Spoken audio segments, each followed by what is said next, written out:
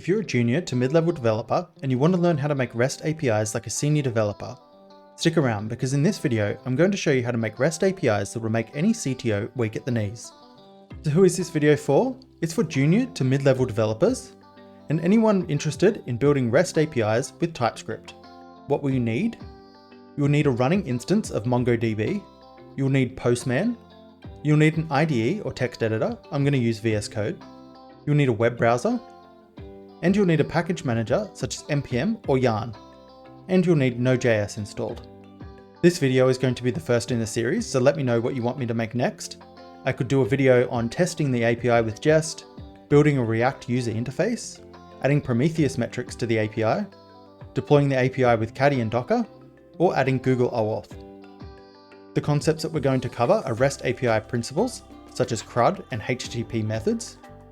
We're going to cover JWT and refresh tokens, and we're going to cover request validation.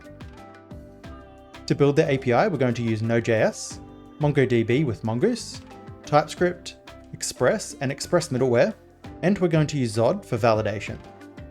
This is the video structure that we're going to follow. If you have a look in the description below, you'll see some timestamps to each section of this video. In the README, there's some of these data flow diagrams, which I'll refer to throughout the video to add a little bit more context to what we're building. So you'll be able to find the link to this repository on GitHub, and there's a few things from the repository that you'll need to get started.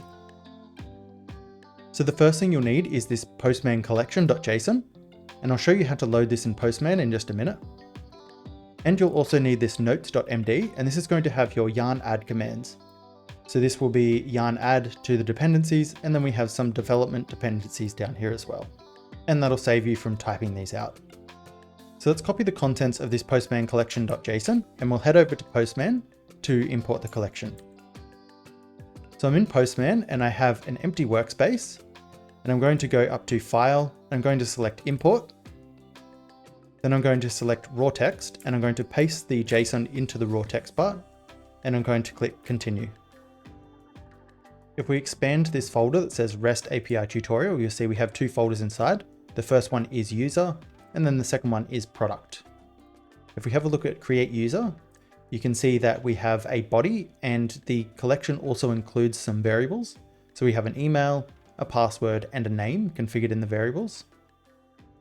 We have create session, and this is going to be used to log the user in. If you have a look at the body, we're going to use the same email and password. We also have a test here. So once we run this and we get back an access token and a refresh token, we're going to set these in environment variables. The access token and refresh token will be used in subsequent requests. So you can see here we have a bearer token, and this is going to refer to our access token. And in our headers, we have this xrefresh header, and this is going to refer to our refresh token. In these requests, we also have another test. And this test is going to say if there is another access token, then reset our access token to that new access token. And the reason we'll get new access tokens is because our old access token has expired, and the API has used our refresh token to issue a new access token. We have delete session, and this is used for logging the user out. We have create product, and create product has a body defined, and it has the access token defined in the header. We also have a test for create product, and this is going to say that once we get the product back, set the product ID in a variable called product ID. And we're going to use that product ID for subsequent requests on the product so we can get that product that we just created, and we can run this update. And this update is just going to change the title, description, price, and image. And finally, we can delete that product if we like. So let's run all these requests. So I can create a user, and you can see we get our user object back.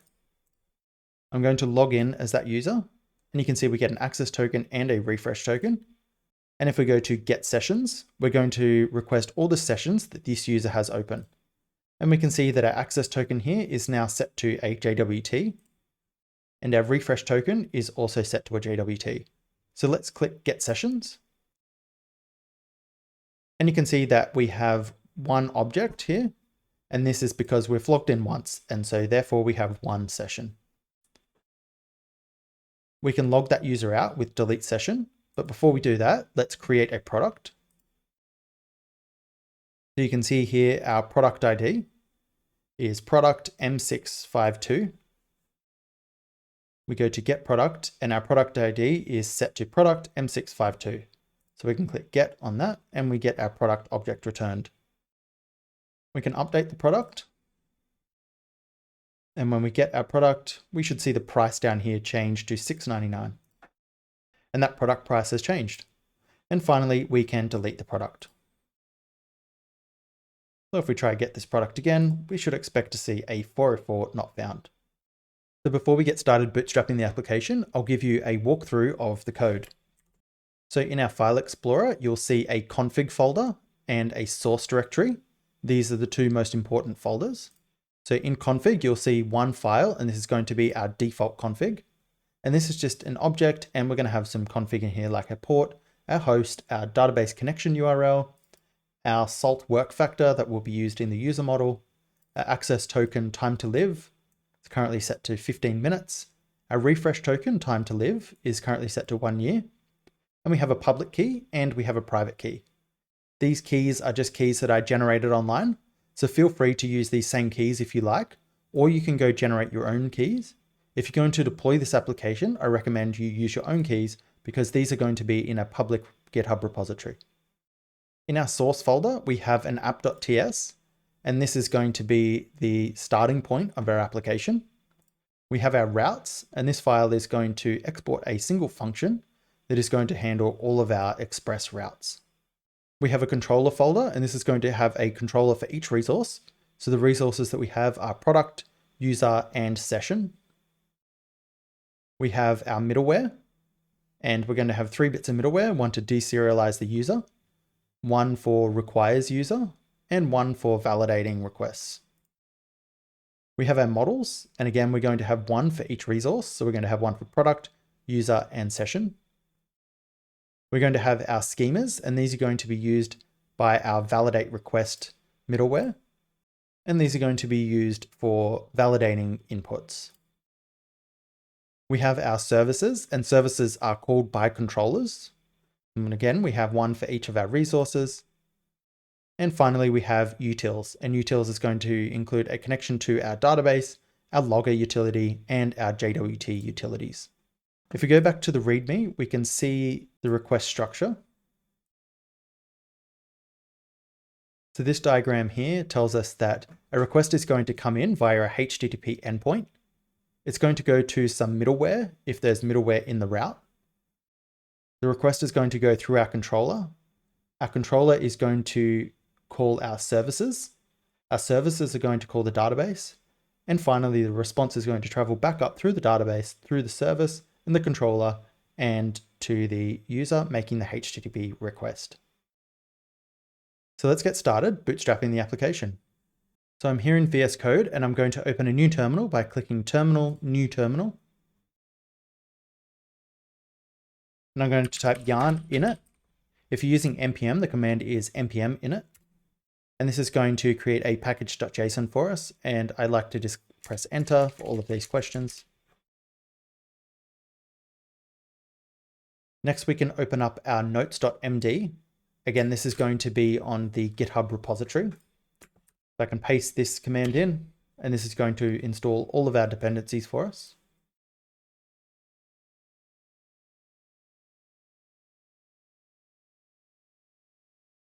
Once our dependencies are installed, we can do the same with our development dependencies.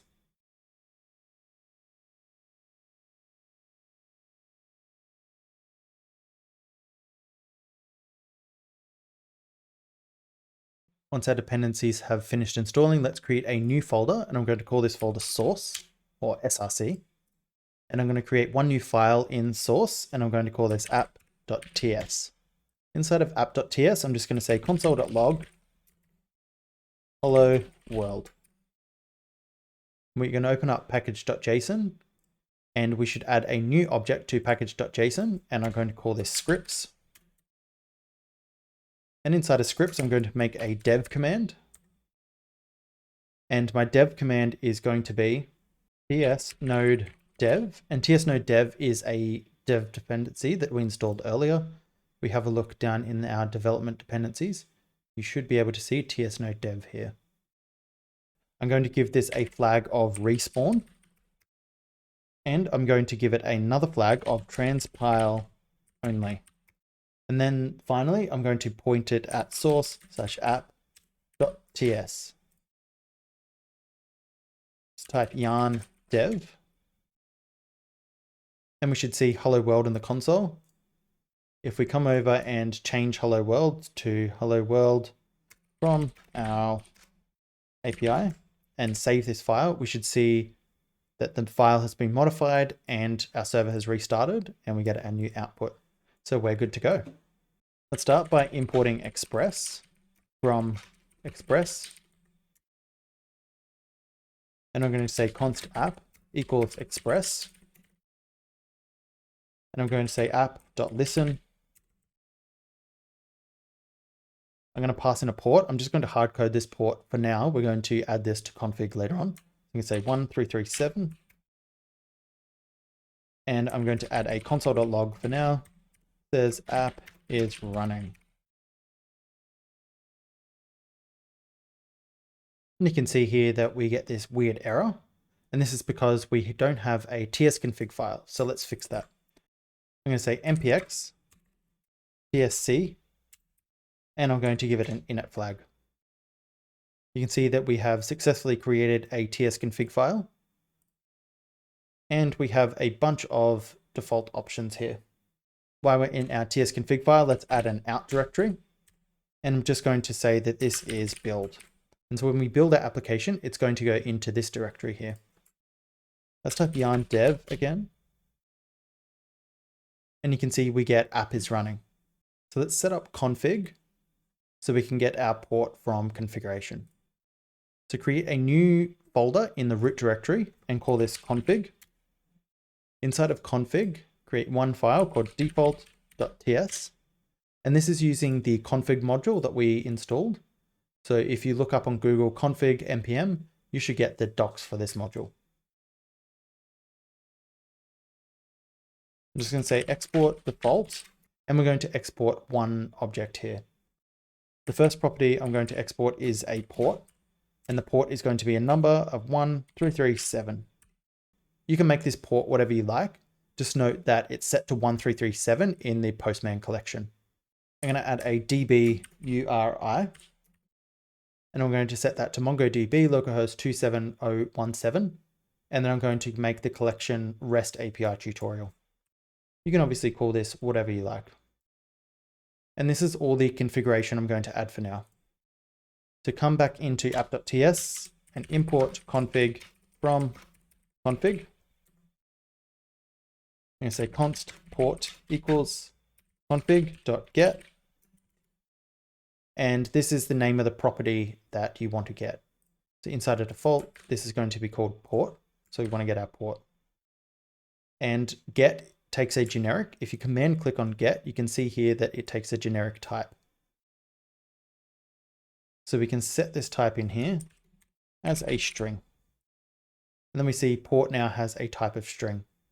It's actually not a string, it's a number. And port has a type of number.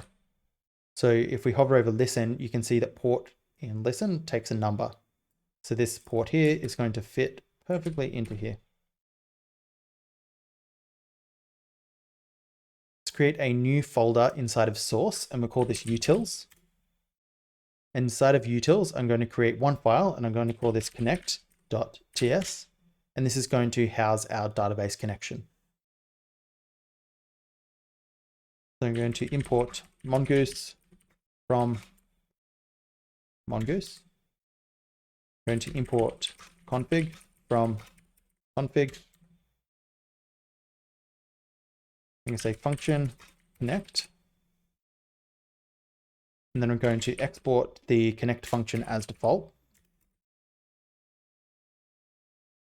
I'm going to say const db URI equals config.get. And in our default config, we set our db URI. So let's get that out of there. Again, let's set this to a string.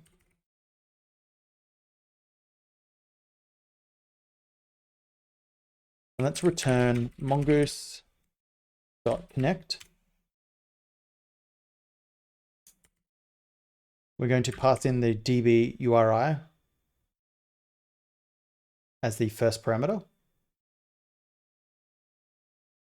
I'm using Mongoose version 6, and if you install the dependency without specifying a version, you'll be using that version as well. So because we're using version 6, this use new URL parser and use unified topology are not options that you need to set. If you're using a version previous to version 6, you might need to set these properties, but we're just going to pass in our connection string. I'm going to call .then.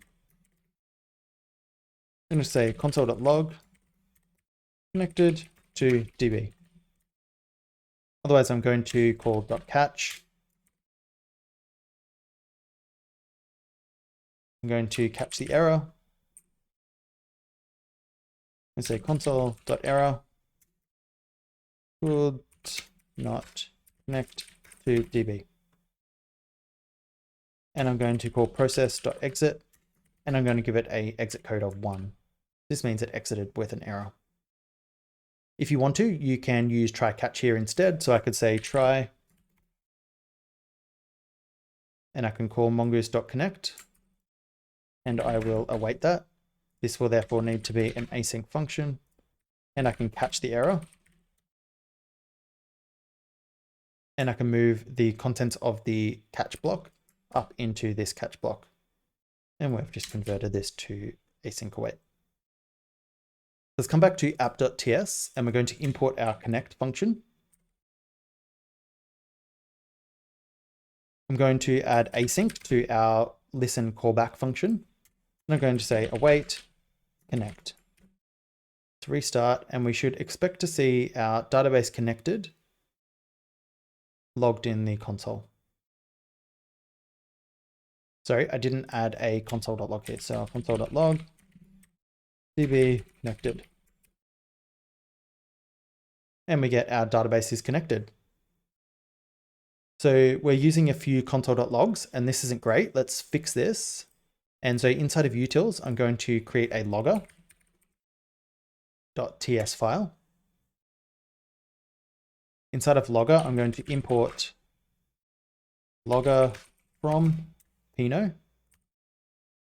And I'm going to import day.js from day.js. And Pino is going to be the logger, and day.js is just so we can format the timestamp. So let's create a new const called log. And I'm going to make this equal to logger. And I'm going to execute the logger function, and I'm going to pass in some properties. So I'm going to say pretty print is true. I'm going to say base, and base is going to be an object. I'm going to say PID is false, and PID is the process ID. Then I'm going to add timestamp, and timestamp is going to take a function. So I'm going to add a string here. There's time. I'm going to add a full colon. I'm going to call day.js. I'm going to execute that function, and then I'm going to call format. And let's export default log. Let's come back into our app.ts, and we can import our logger. And we can remove our console.log with logger.info. Let's also update this app is running to app is running at, and we can provide a full path here. So we'll say http :// localhost, and we'll put our port in the template string. And you can see here we get a nicely formatted timestamp with a log level of info, and we get our log message here. Let's go back to our database connection. And I'm going to import logger from logger. And I'm going to replace this console.log with logger.info. And I'm going to replace console.error with logger.error.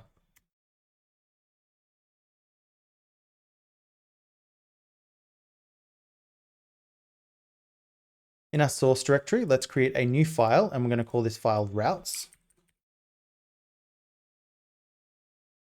And routes is going to be responsible for taking the HTTP request and forwarding it on to a controller. So I'm going to say function routes. I'm going to export default routes. And routes is going to take one argument, and this one argument is going to be app. And this is going to be of type Express. And we can import our Express interface from Express.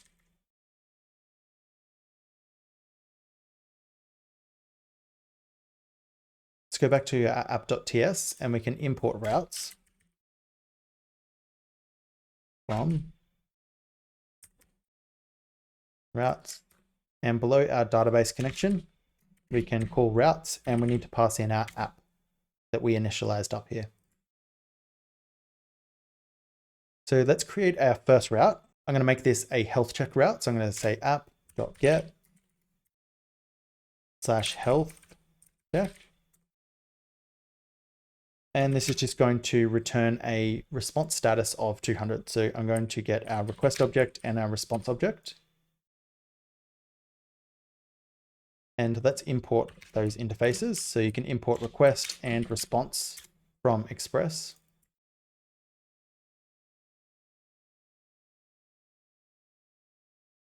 And I'm going to call res.send status. And the status code is just going to be a 200. So the theory is that if this endpoint returns a 200, our API is up and running. So I'm going to open up a new terminal here. And I'm going to call curl. And I'm going to call HTTP localhost port 1337. And then I'm going to call /health check. And you can see here that we get an OK. And that's the default message for a status code of 200. Before we move on and create any more endpoints, I'm just going to create one piece of middleware that we're going to use in a lot of endpoints. So in our source directory, I'm going to create one folder. I'm going to call this middleware. And inside of middleware, I'm going to create a new file, and I'll call this validate resource.ts.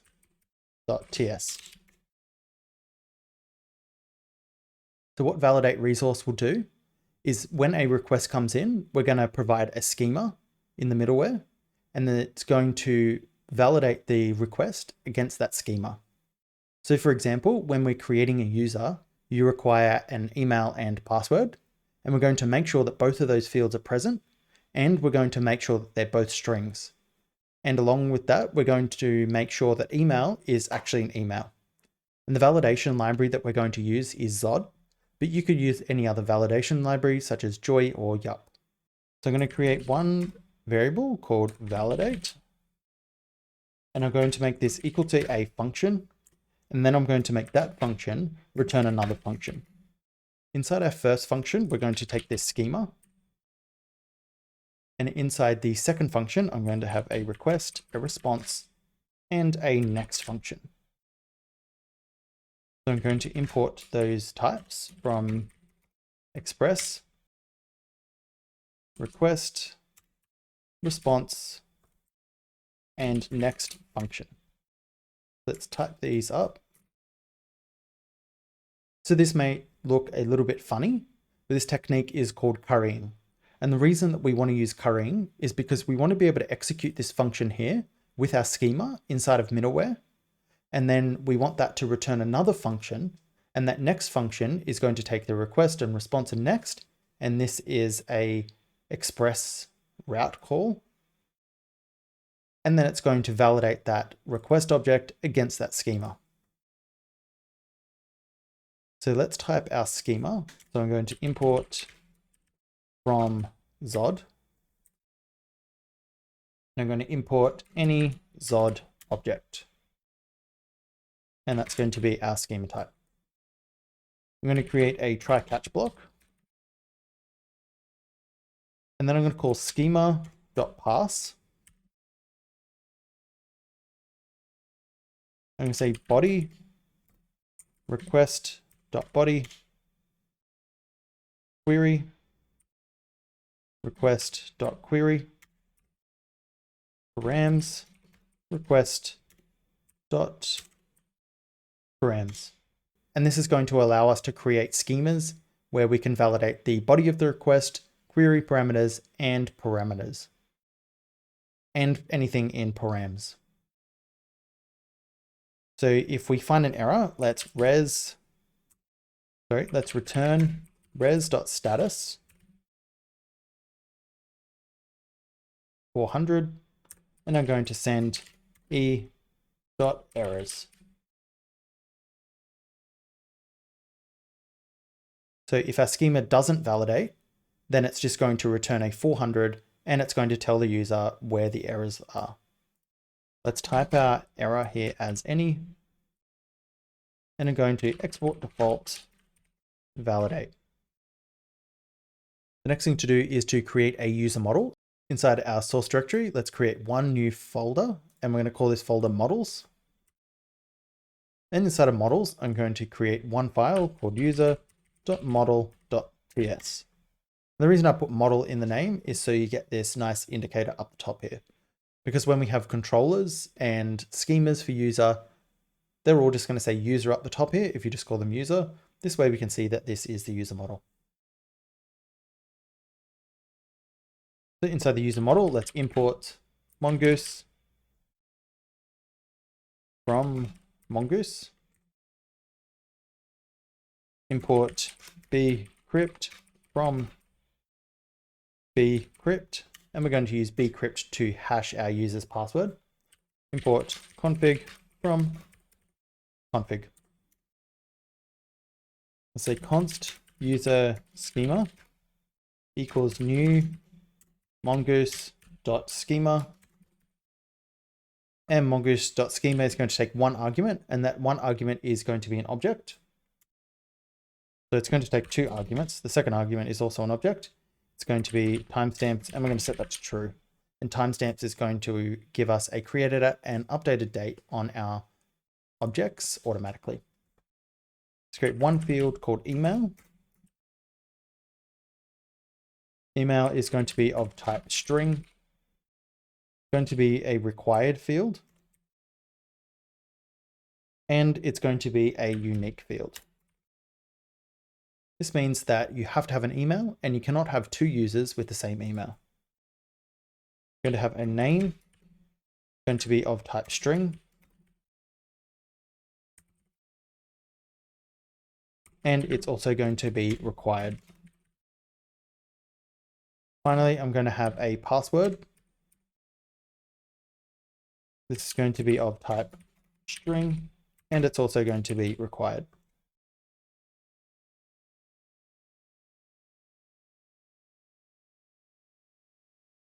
I'm going to declare a constant called user, and this is going to be the model.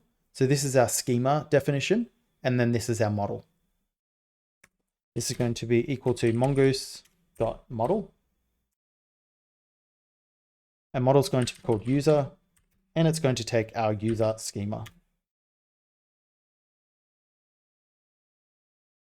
Let's export default user. If you like, you can call this user model, and you can export user model. Let's create a TypeScript definition for this user schema. So I'm going to say export interface user document extends mongoose.document. In the Mongoose documentation, they recommend that you don't extend Mongoose document, but I find it easier to create documents like this. You might find it easier to not extend Mongoose document. It's really up to you. There's lots of ways that you can integrate Mongoose with TypeScript, one of them being Typegoose, but this is my preferred method. You need to experiment and find your preferred method. I'm going to match my schema. So this is going to have an email of string. I'm going to have a name of string. I'm going to have a password of type string. We're going to have a created at, and this is going to be of type date. And the reason that we're going to have created at is because we have this timestamps true. And I'm going to have an updated at, and that's going to be another date. So when we create a user, we want to take their password and we want to run it through a hashing algorithm. And then we want to store the hashed password. So if somebody puts in the password 123, we don't want to store that in plain text. We want to store a hashed version of that. So when we go to compare the password, we'll hash that password again, and then we'll compare that hash against the hash that is saved in the database. And this means that if our database is compromised, we don't leak a bunch of passwords out into the internet. So let's add a pre-save hook to our schema. So I'm going to say user schema dot pre, and this is going to be called on pre-save. And I'm going to create an async function. And this async function is going to take one argument, and this is going to be next, and this is going to be type of Mongoose dot hook next function.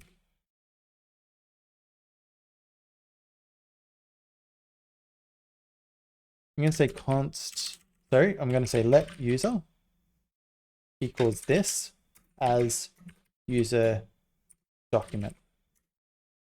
So this is a little bit old school. In some old code bases, you would see let self equals this.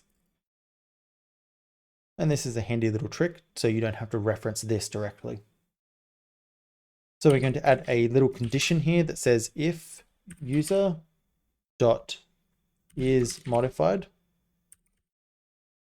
So this is going to be if user is not modified. And then we're going to pass in password. So if the pre-save is not modifying the password, it's going to return next. If the password is being modified, we're going to create some salt, and then we're going to have a hash, and then we're going to replace the user's password with that hash. Let's say const salt equals await. And we're going to call bcrypt dot gen salt. And we need to create some salt work factors in here, and we're going to add that to config. Let's come over to our config, and I'm going to add a new property called salt work factor, and I'm going to set this to 10. So this is how many rounds should you salt the password. You can set this to whatever number you like. 10 is a pretty standard number. I'm going to say config.get, and then I'm going to get our salt work factor. And we can type this as well as a number. Next, I'm going to create a hash. So I'm going to say const hash equals await bcrypt dot hash sync. And I'm going to pass in the user's password. And then I'm going to pass in our salt. Then we're going to replace the user's password with our hash. So I'm going to say user.password equals hash. Then I'm going to return next. And as far as I am aware, using this salt with bcrypt hash is the strongest password hashing algorithm that you're going to get. If there is another one, please let me know in the comment section below, and I'll make a video on that. Next, when the user logs in, we want to be able to compare their password that they provided us with the hash. So let's create a handy little utility to do that. So I'm going to say user schema dot methods dot compare password is equal to an async function, and they're going to supply a candidate password that is going to be of type string. So when they fill in the little box on their user interface with their password, this is going to end up in this function here as their candidate password. I say const user equals this as user document. And I'm just going to return bcrypt dot compare. And we're going to compare the candidate password with user.password. Then I'm going to catch, I'm going to get the error, and we're just going to return false. So what this is going to do, if the candidate password is correct, it's going to return true. Otherwise, it's going to throw. So when it throws, we just want to return false. So this function here is just going to return a Boolean. And because it's an async function, of course, it's going to return a promise. That results in a Boolean. So let's add this compare password method to our interface. I'm going to come up to our user document. I'm going to say compare password. It's going to take a candidate password of type string. It's going to return a promise of type Boolean. Because we're using Mongoose 6, this hooked next function doesn't exist, so I'm just going to remove it. So this is our user model complete. Let's move on to the user controller. So in our source directory, let's create one new folder, and I'm going to call this controller. And inside of controller, I'm going to create a file called user.controller.ts.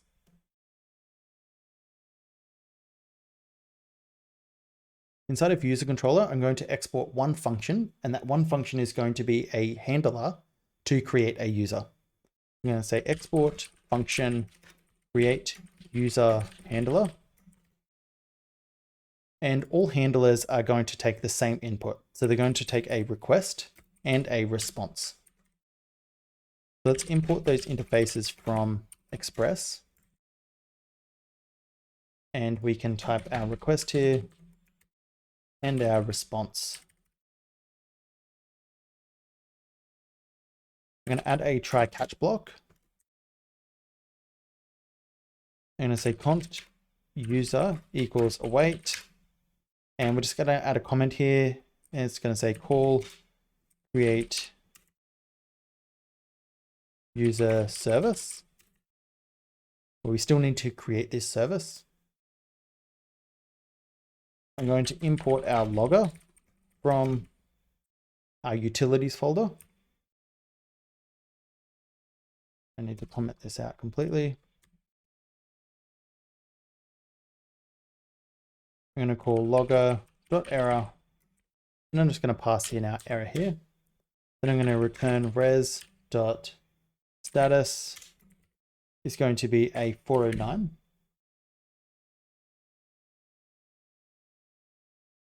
And 409 means conflict.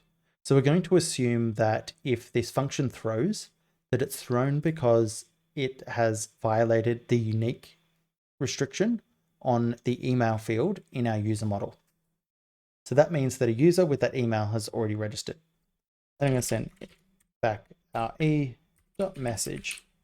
Let's create this user service. So in our source directory, I'm going to create a new folder called service.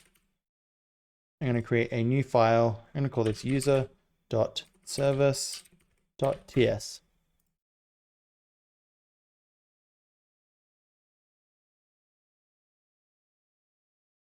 And inside of user service, I'm going to import from Mongoose.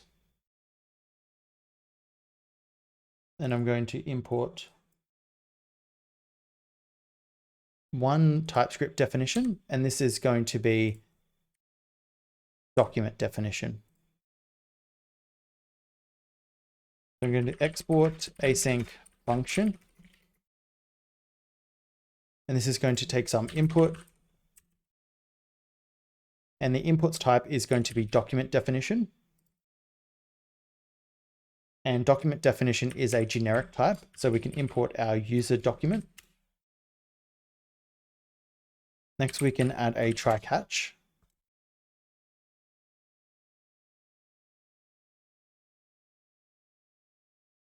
And we can return await user, and we can import this from our user model dot create, and we're going to create a user with our input. Finally, we're just going to throw new error, and we're going to pass in our error here. I'm going to type our error as any, And I forgot to name this function. It's going to be create user. So let's go back to our controller and we're going to call this create user function. And our create user function is going to be called with our request.body. And create user handler needs to be an async function. So let's go back to our routes. And under our health check route, I'm going to create a new route for creating user. I'm going to say app.post.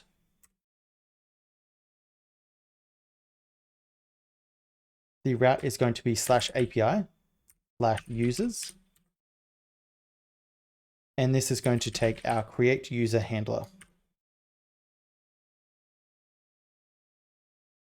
And we need to import our create user handler from our controller.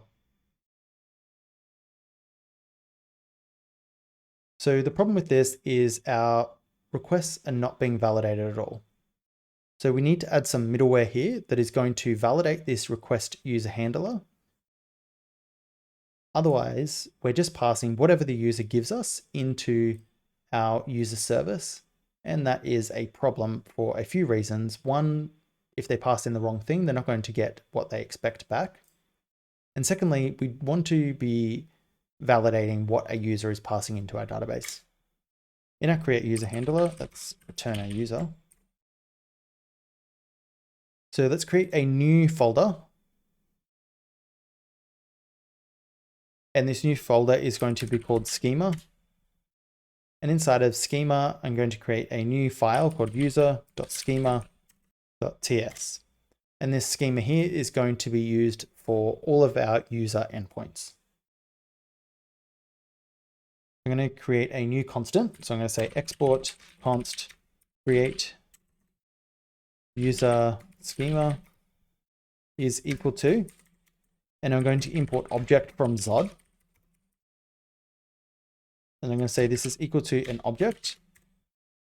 And this is going to be the definition for our payload. So if we have a look at our middleware, you can see that it requires a body, a query, and params. So I'm going to say the body is equal to another object. Then I'm going to say that this requires a name. It requires a password. It requires another field to confirm the password. It requires an email. And so name is going to be of type string. So let's import string from Zod. And if the name isn't present, we want to return an error. So the required error is going to be name is required. Let's do the same thing for password. And on password, I'm going to call .min. And the minimum password length is going to be 6. And I'm going to give an error here that says password too short should be 6 chars minimum. So if they enter a password that is less than 6 characters, they're going to receive this error here. Password confirmation is going to be a string, and this is going to be password confirm is required. And we're going to do the same with email.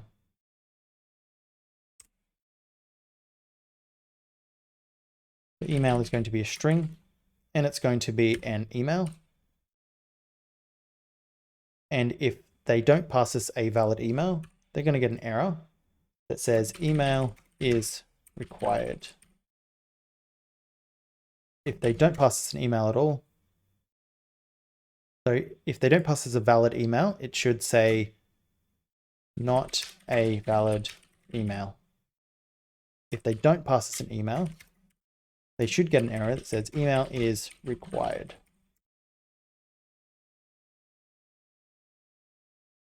So we could add some logic to make sure our password and confirm password are the same inside of our controller or inside of a service, but Zod can do that for us. So let's do that in this schema. So on our body object, I'm going to call a .refine. And .refine is going to take a callback, and the argument is going to be data. You say data.password equals data.confirm password. Then we're going to give an error message. Says passwords do not match. Then inside of our path, we're going to give a path to confirm password. So this is going to construct the error message if our passwords don't match. Let's go back to our routes. And we need to use this middleware here. Let's import our validate resource. I'm going to do it down here, and hopefully VS Code will import it for me. And it's not going to. I'm going to import validate resource from our middleware / validate resource.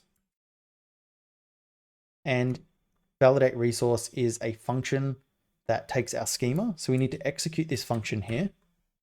And this needs to take our create user schema. So we have a schema for our input. So you should expect then that we can properly type our user controller to tell the request body what it should expect. Let's come back to our user schema.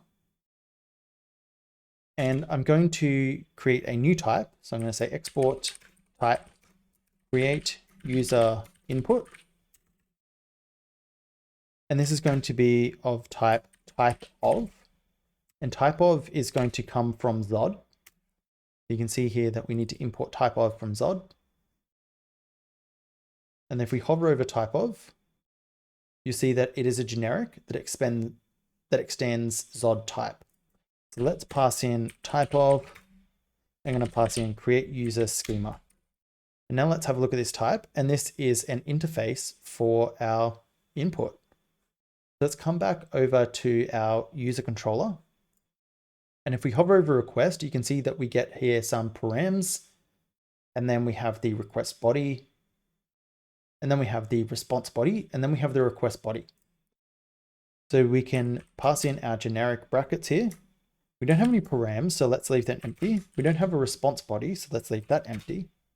But we can pass in our create user schema.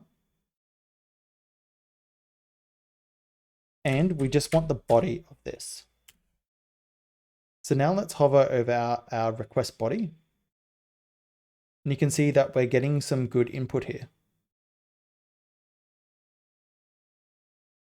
So this is telling us that our interfaces don't match because created at and updated at aren't on the create user input.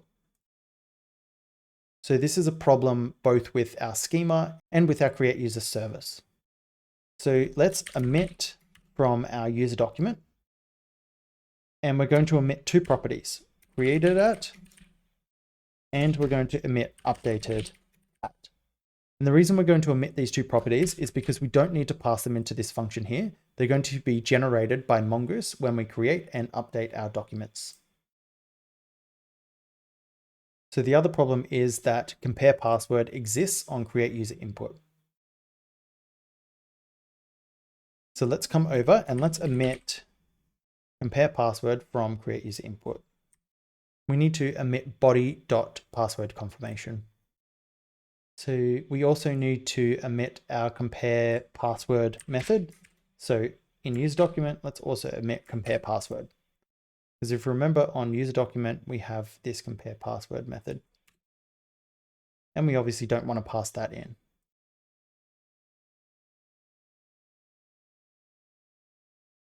So now TypeScript is satisfied here, and we just need to type our error message as any. So let's go over to Postman and test out this endpoint.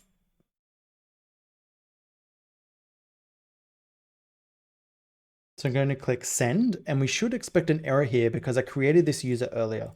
Let's send.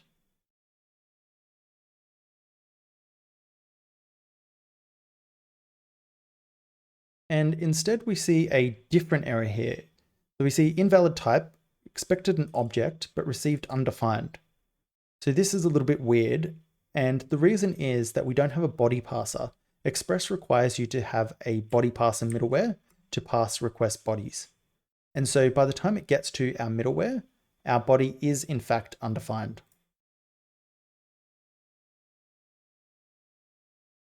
So let's fix that by using some middleware that comes with Express. So I'm going to say app.use.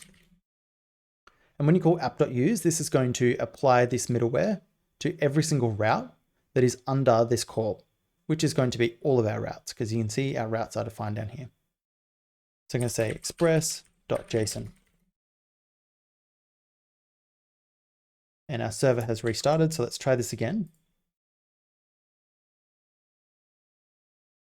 So our request is just hanging here. And so this indicates that we haven't called next somewhere. Let's cancel that request. And my assumption is that it's going to be in validate resource. And so you can see here that we're trying to pass the schema, but we've never actually called this next function. And so our request just sits here. So let's call next. Wait for our server to restart, go back to Postman, and we can send this request again. And you can see here, we get a duplicate key error. And this is exactly what we expected. So I'm just going to delete this user, and then I'm going to try send this request again. So we have another hanging request here. And this means that we haven't sent something back to the client.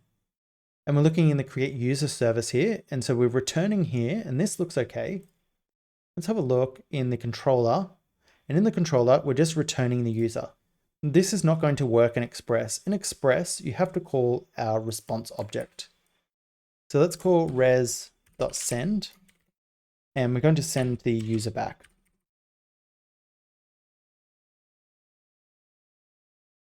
And love it or hate it, this is how you have to do it in Express. A lot of people tend to pick the hate it side.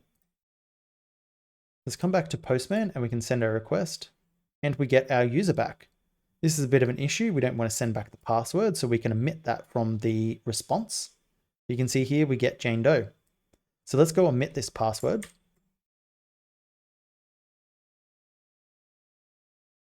So I'm going to import omit from Lodash.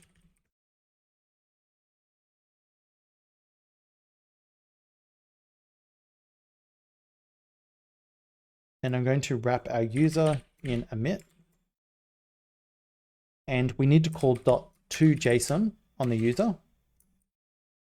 And this is just going to convert it to a plain JSON object. And then we need to tell it that we want to omit the password. So I'm going to delete our user again. Come back to Postman, send the request, and we get our user back without a password. So the next thing to do is to create our create session handler. Come back to VS Code and I'm going to create a new model, and this model is going to be for sessions. So I'm going to say session.model.ts. And I'm going to be a little bit lazy and I'm going to copy from the user model. And then I'm just going to rename this to session. I'm going to export the session model. I'm going to export it as session. Change this to session schema. Remove compare password and our pre-save hook. So a session schema is going to have a user, and a user is going to be of type mongoose.types.objectID, and it's going to reference the user. Let's remove this. I'm going to remove string and say mongoose dot schema dot types dot object ID. And I'm going to pass in another prop here, and it's going to be ref, and this is going to reference our user model. I'm going to give this a valid prop, and this is going to be of type Boolean, and it's just going to be default to true. I'm going to remove password, and our schema up here is going to be user, And user is going to reference our user document's ID field. So let's say user document.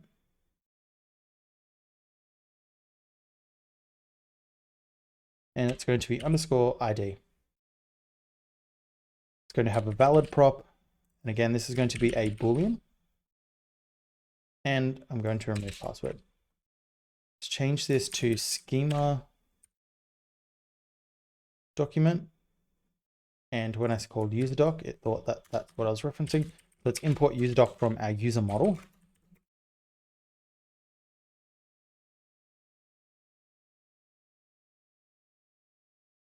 I'll remove candidate password.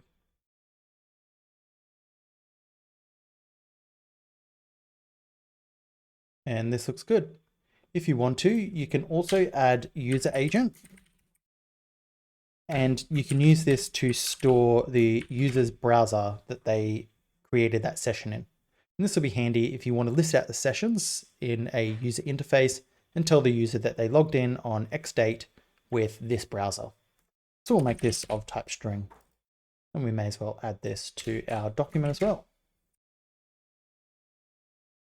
So let's work backwards from our service up to our model and then to the route this time. So let's create a new file inside of service, and I'm going to call this session.service.ts. This is going to have a few functions in it. So I'm going to say export async function create session. I'm going to say const session equals await session model dot create, and we need to pass in some props into create session. I'm going to pass in a user ID. This is going to be a string, and I'm going to pass in the user agent, which is also going to be a string. I'm going to say user is equal to the user ID, and then I'm just going to pass in the user agent. Then I'm just going to return session.toJSON. So now we have a service to create a session.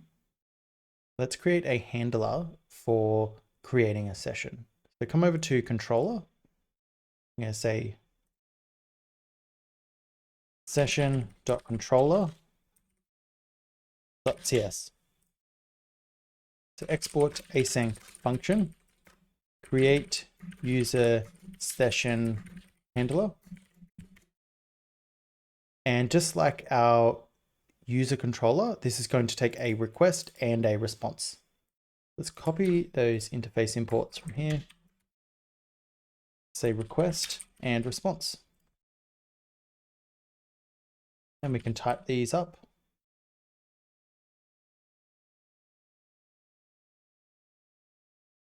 So to create a session, there's a few things we need to do. Firstly, we need to validate the user's password. We need to create a session. We need to create an access token. We need to create a refresh token. And then we need to return access and refresh tokens. Okay, so to validate a user's password, let's create a service in our user service for validating the user's password. So come into user service, and under create user, I'm going to export async function validate password. And this is going to take an email, and it's going to take a password. So let's type these out. This is going to be a string, and then of course password is going to be a string as well. I'm going to say const user equals await user model dot find one,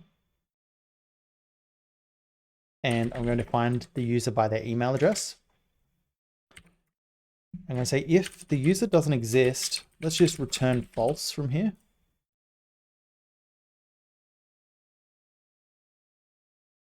If the user does exist, we want to call our compare password. So let's create a new constant called isValid equals await user dot compare password.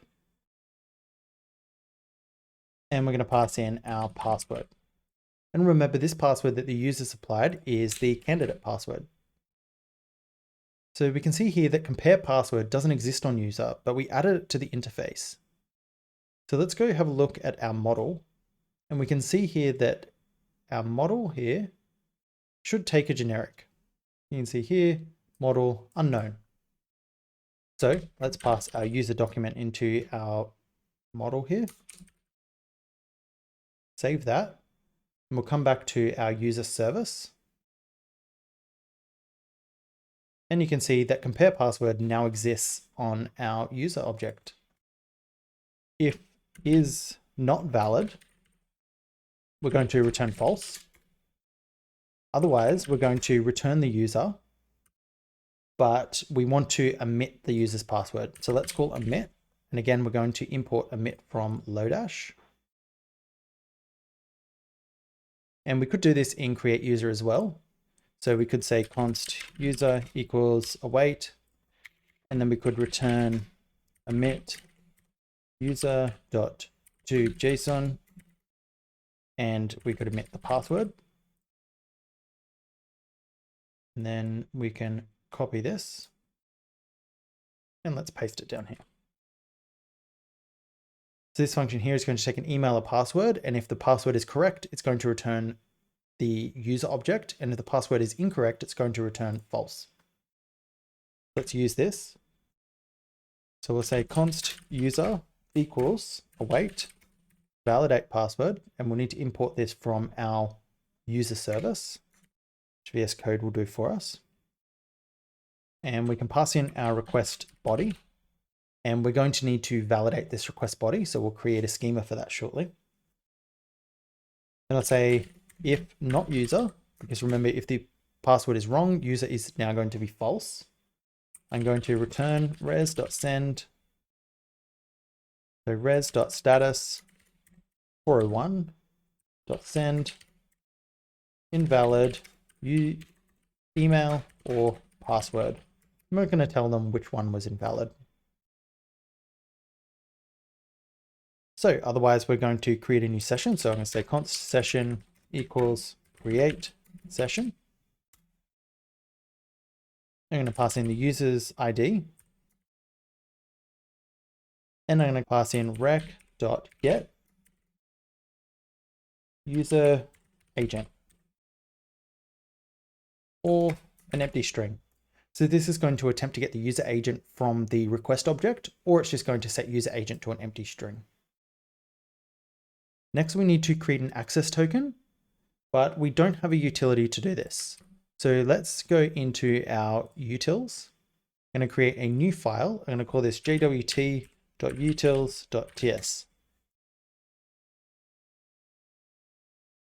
Inside of JWT utils, we're going to have two functions.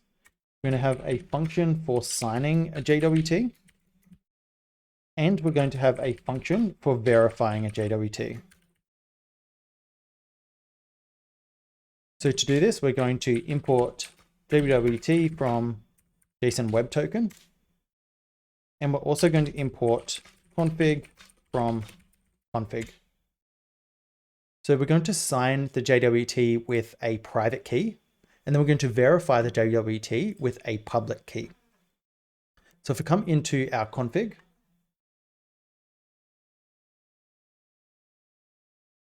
you need to set a public key and a private key. I just generated these online, and you should use your own public and private keys. And so as the name suggests, this public key, you don't need to keep secret. You can send that out into the public, and anyone that holds this key can validate JWTs that were signed by this private key. But you want to keep this private key safe, and you only want to expose it server side, because anyone that holds this key can generate JWTs for your system. and therefore has access to any resource in your system. Let's come back to our JWT utils. And I'm going to say const private key is equal to config.get private key. The const public key is equal to config.get, and this is going to be public key. And let's add some types for these. These are both going to be strings. One thing to note about these keys, if you go to paste them into this file here, you may have spaces here like this. You need to remove it. These keys need to be in this specific format, and you're going to get some really weird errors if they aren't in this format. So make sure that they look exactly like this. So we need to export this function here. And our signed JWT is going to take an object, and this object is the JWT's payload. And this is just going to be of type object. And we're going to take an optional parameter of options. And this is going to be of type JWT dot sign options, or it can be undefined. And then I want to return JWT.sign. And we want to sign our payload. And we want to use our private key to sign the payload. And then we want to pass in some options. So we want to spread our options onto here because we also want to provide an algorithm option. So I'm going to say algorithm, and this algorithm is going to be RS256. And this is going to allow us to use public and private keys. Problem with this is options could be undefined. So let's check that it is defined before we spread it. And we can do that in a little function that looks like this. While we're here, let's write our verify JWT function. So our verify JWT is just going to take one token, and that's going to be a string. And when JWT.verify can't verify the token, it throws an error. So we need to wrap this in a try-catch block. I'm going to say const decoded equals JWT.verify. I'm going to pass in our token, and I'm going to pass in our public key.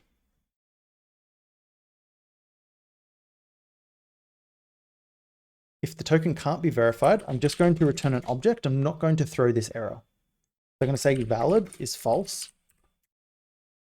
Expired is going to be equal to error.message equals JWT expired.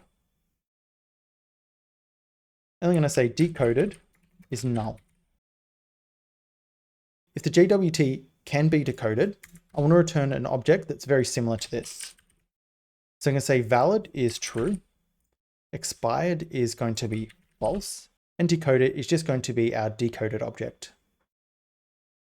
So let's type error as any. And we are calling this E, not error. So we'll head back over to our session controller and continue making out our create session. Let's say const access token is equal to, so to create an access token, we're going to use our sign JWT utility. So I'm going to call sign JWT.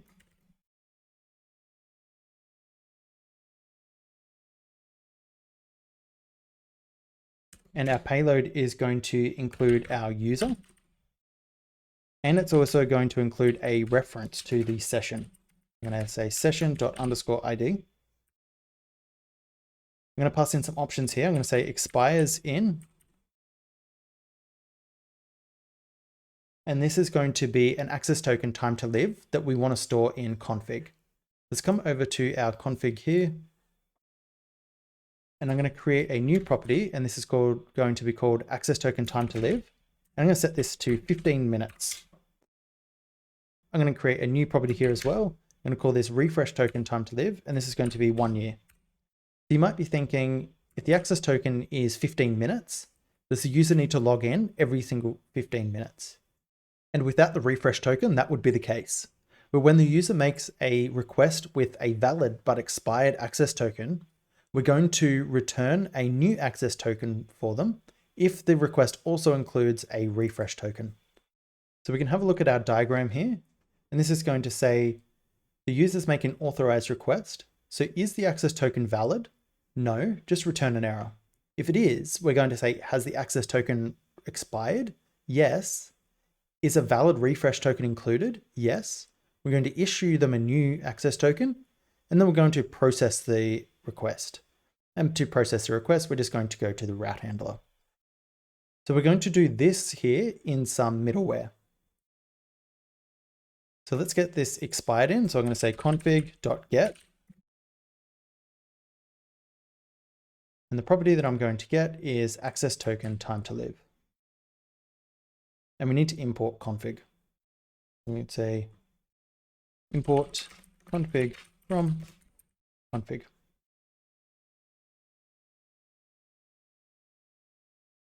And let's add a little comment here that just says 15 minutes to remind ourselves that this token will only live for 15 minutes. You can see here that ID does not exist on session. And that's because if we have a look at create session, this is an async function and we need to await this. The session here would be a promise, but we actually need it to be an object. So now that we have our access token, let's create a refresh token.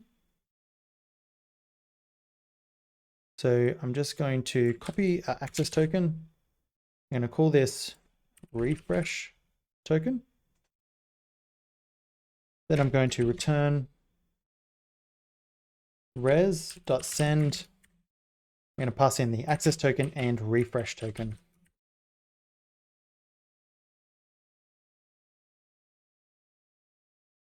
Let's go over to Postman and try this out. So we've created a user. Now we can create a session. Let's send this request.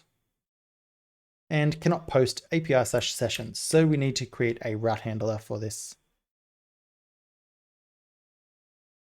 Let's come over to routes. And we can copy our user's route. I'm going to say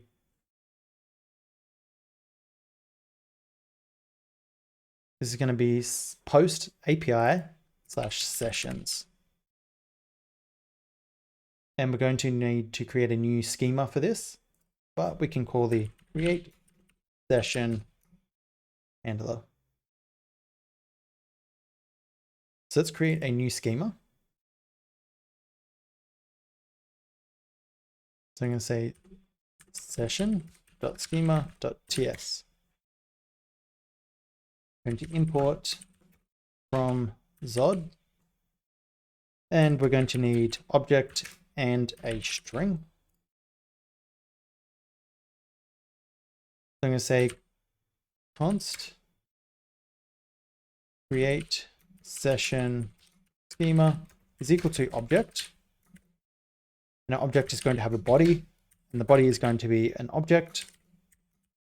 And we're going to have an email, which is of type string. And we're going to have a password.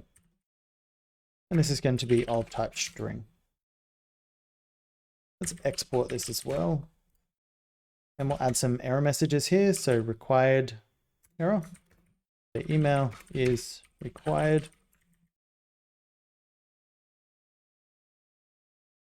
And for password, we'll add the same thing. Required error, password is required. And we'll replace this schema here with our create session schema. And VS Code has imported that for us. Come back to Postman, send the request, and we get an access token and a refresh token back. So let's try post this without a password and see what it says. You can see here we get an error and it says password is required. Try the same thing for email and we get email is required. The third route that we're going to create is one for getting all the sessions that the user has. So I'm going to say app.get/API/sessions. This needs a slash in front of it. And we're going to have a get user sessions handler. So we'll come into our session controller and we'll make a new function here called get export async function, get user sessions handler. We can copy our request and response from the function above, and we need a service for getting these sessions. Let's go over to session service.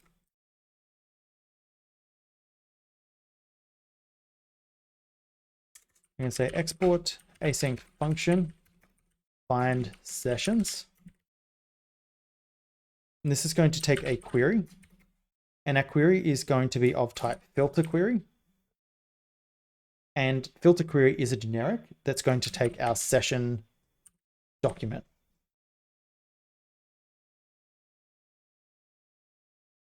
So we need to import session document from the session model.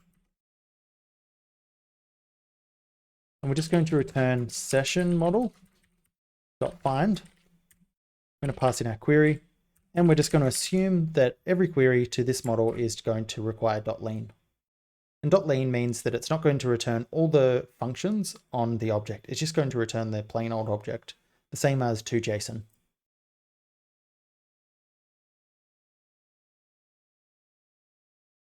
Let's say const user equals, and we're stuck, because how do we know what the user's ID is? So ideally, the user will be on the request object. So let's go create some middleware to add the user to the request object.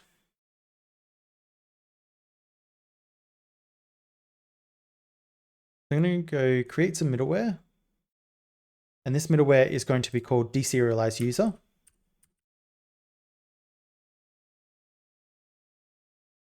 I say const deserialize user.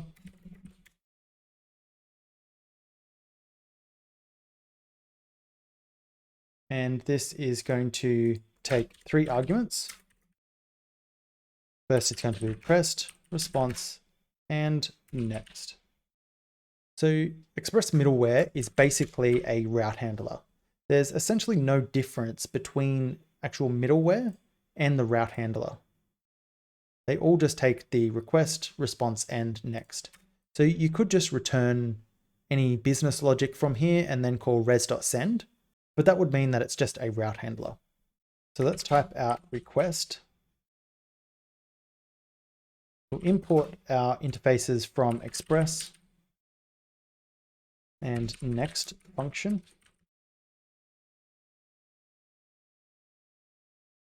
So we need to get our access token from the request headers.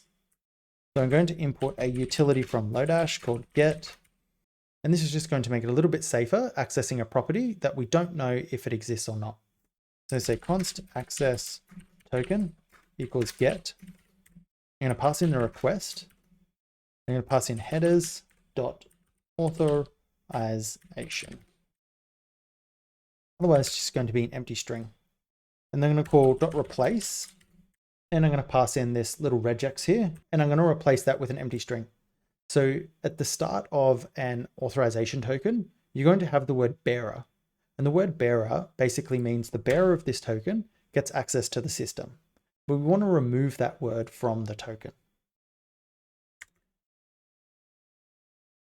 So we're going to say if not access token, I'm just going to return next. Otherwise, we're going to try verify this access token. So we're going to say const equals verify. And we need to import verify JWT from our JWT utils.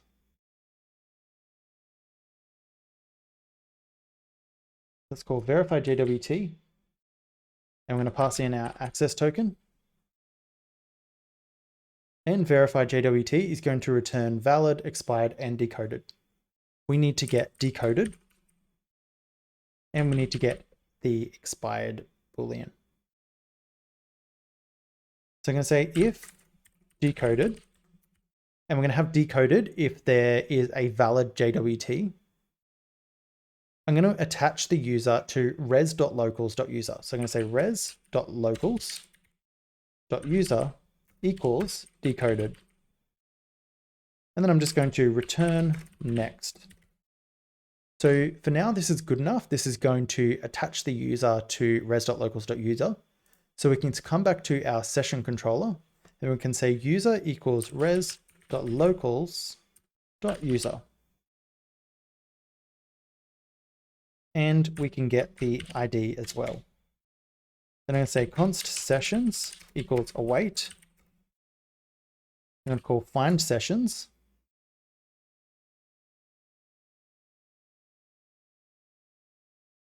And then I'm going to say user is equal to our user ID. And let's change this property up here to be user ID. And I want to only get the valid sessions. I don't want to get any expired sessions or sessions that are have been marked as invalid. I'm going to call return res.send sessions. Let's come back to Postman and we can try get this sessions. And we get a 404. And we know we get a 404 because we haven't hooked the route up to our handler. Let's send this.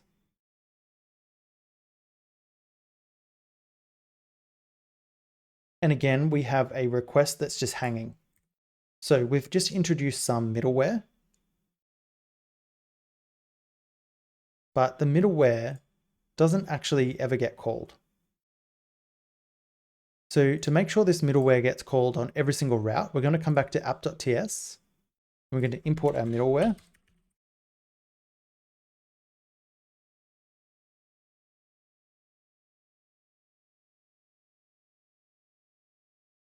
Then I'm going to say app.use, and then I'm going to pass in deserialize user. And we need to move this down. And just like Express.json that handles the request body, deserialize user is going to be called on every endpoint for every request. And it looks like we can't import it. So it looks like we need to export deserialize user. Let's come down to the bottom here, say export default deserialize user.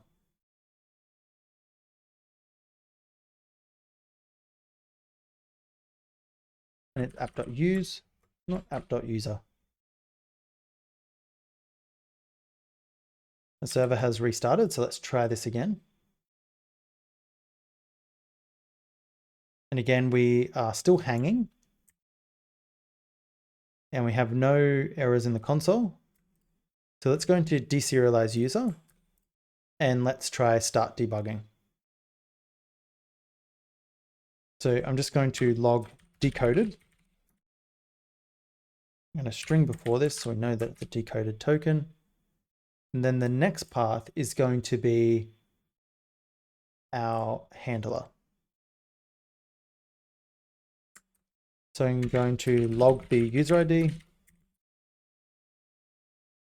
And I'm just also going to log the sessions to see where we get up to. Basically what I'm trying to do is trace the request through our application to see where it's hanging. And you can see that it could also be hanging in this find session. Let's send this request again.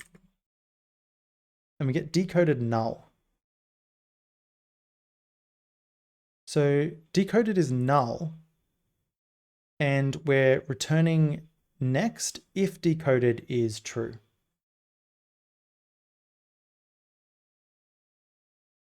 So we just want to provide a default return here, and we just want to return next.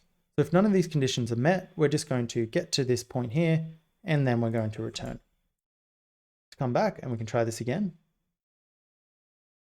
We're still hanging.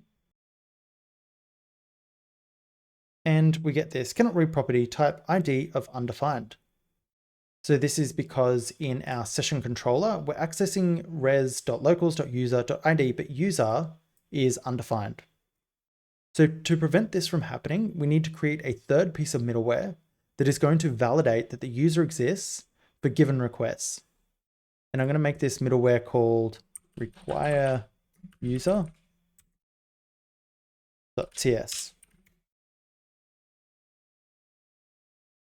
I'm going to say const require user equals a function. And we're going to export default so we don't forget to do this again. We're going to do the import request response and next function. Then we're going to do request is of type request. Response is of type response. And next is of type next function. So we're going to try get the user. So const user equals res.locals.user. Then we're going to say if not user, we're going to return res.send status 403. So this is response. So when this middleware is used, we want to make sure the user is required. So we're only going to have this on routes where we actually require the user. So it's safe to return a 403 error here. Otherwise, we're just going to return next. So if they get to this path down here, it means that the user is on the response object, because in deserialized user, we put the user on the response object because they had a valid token. Let's come back over to our routes so we can use this middleware. So in get sessions, I'm going to type require user, and I'm going to save that. And so now, because our decoded token is null, we should expect to see a 403 error for get sessions, and we do. The problem is that we shouldn't be seeing a 403 here because we've created a session because we logged in. So let's try log in again here. You can see we get an access token and refresh token. We can send the request and we get an empty array of sessions. So why is that? And the problem is that we're looking for sessions that have valid false when we really want sessions where the valid is true. Remove that console log. We can send this request again and we get all of our sessions back. Let's remove these console logs. So the last route that we want to make for a user is for them to delete a session and log out. Let's create a new handler here and we'll call export async function delete session handler. This is going to take a request and response.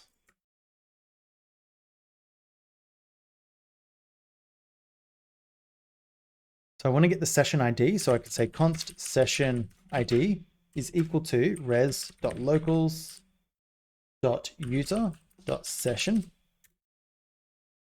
So remember, it's safe to access this if we put the require user middleware in front of this handler. So we need to update a session and then we need to return a response. So let's return res.send status 200. And in fact, we could just send here access token is equal to null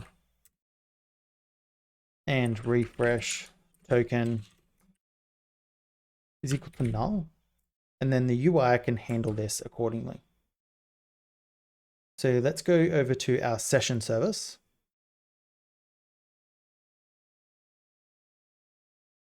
And I want to create a new function. So export async function. And this is going to be for updating a session.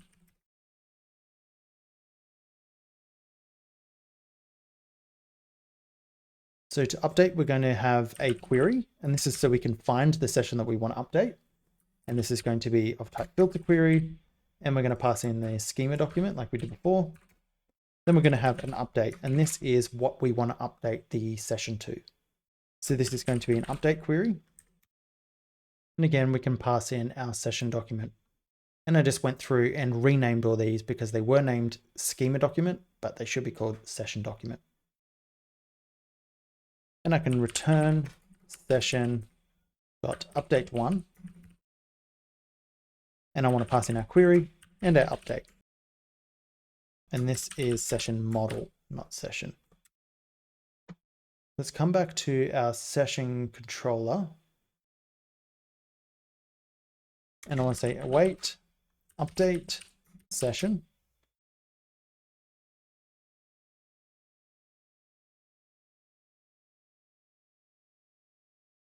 And I want to update the ID of session. And I want to set valid to false. So we're not going to delete the session. We're just going to set it to false. So then when the user tries to use it again, they're not going to be able to use that session. So let's call delete session. And we get an error here. And we forgot to add the route handler again.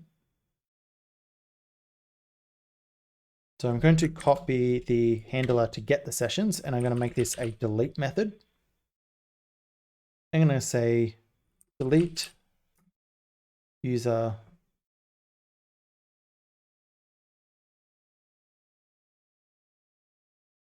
it's called delete session handler. So I'm going to say delete session handler, and then we're going to need to import that handler. And we need to have this require user middleware here as well.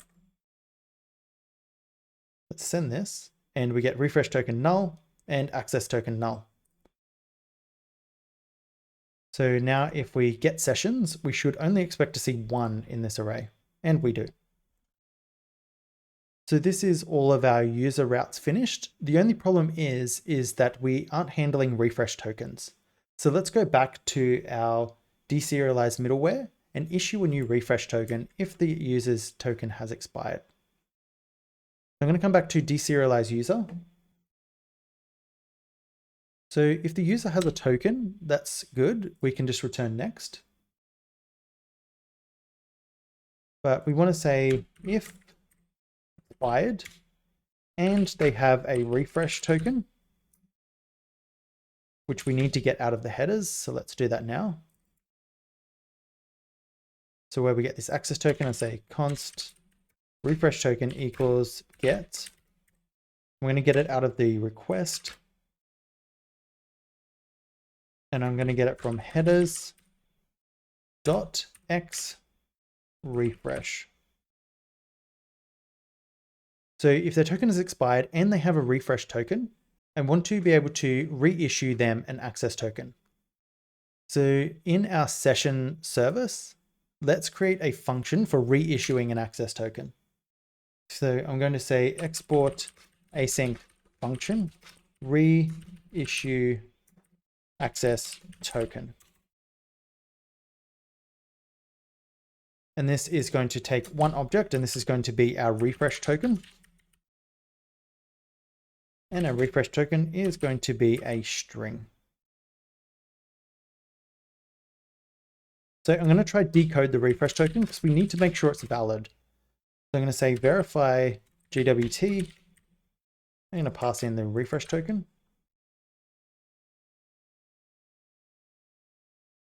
And I say if not decoded, or we don't have a ID on the decoded refresh token, because the ID is going to be a session ID.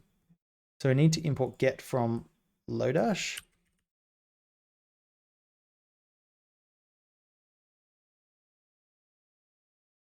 And we need the session ID to make sure the session is still valid before we issue an access token.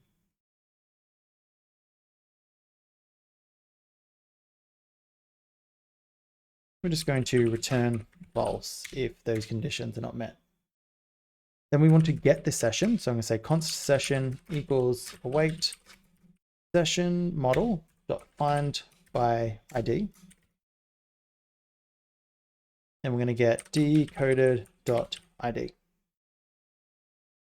And to keep TypeScript happy, we can say get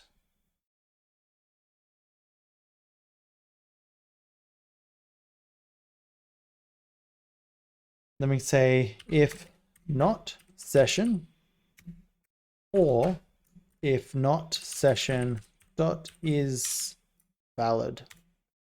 If the session has been set to is valid false, we don't want to issue a new access token. So for this case, we're just going to return false again. An invalid doesn't exist on our session. And my suspicion is because we haven't added the generic to the model. So let's add this session document to our model.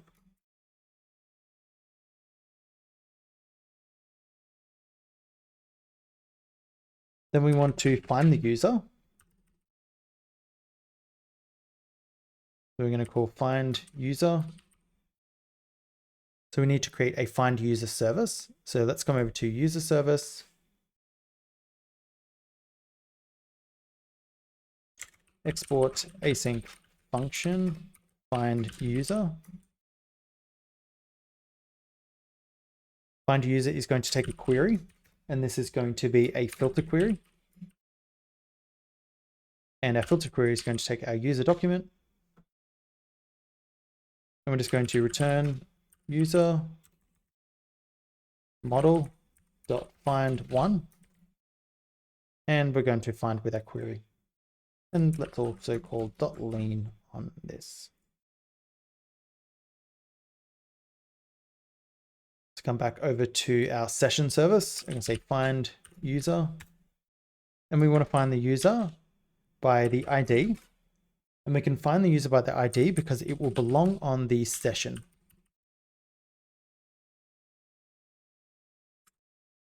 And isValid is still not here. Go over to our session model. And this is called valid, not isValid. Let's change this to valid.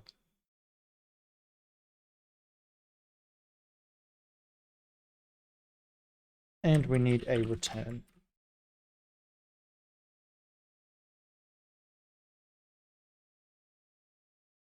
So if we don't have a user, we also want to return false.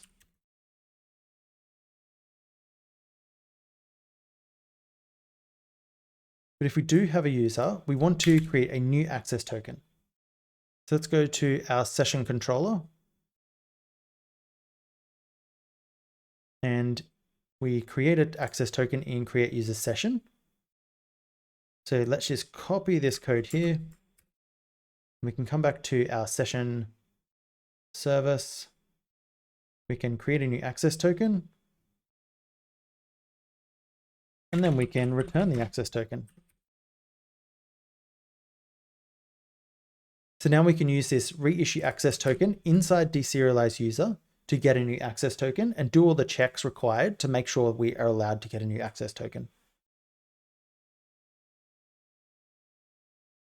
So I'm going to say const new access token is equal to await reissue access token and we need to pass in our refresh token. So if we have a new access token,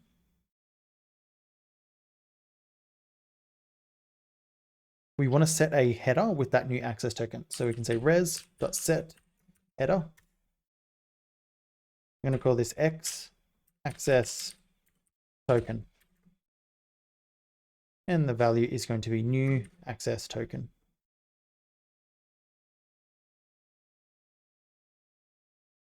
So we also need to add the user to res.locals. So deserialize user now needs to be an async function.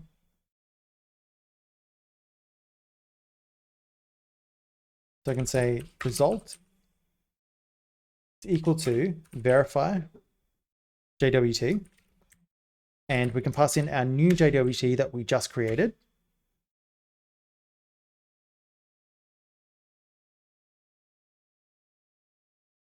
And then we can attach this to res.locals.user is equal to result.decoded. Now we can return next. So let's take a look at what this function is actually doing. So we get the access token and refresh token from the headers. There's no access token, we just return next. If there is an access token, we try to decode it, and if we can decode it, we attach the user to res.locals.user and we will return next out of this function. If the token has expired and there is a refresh token, we check that the refresh token is valid and we issue a new access token, and then we set the new access token on the header of X access token. We decode that access token and attach the user back onto res.locals. So the reason we do this is because if they send a request with an expired access token, the request flow is just going to continue as if they sent the request with a valid access token, given that the refresh token was valid. So let's test out the refresh token flow.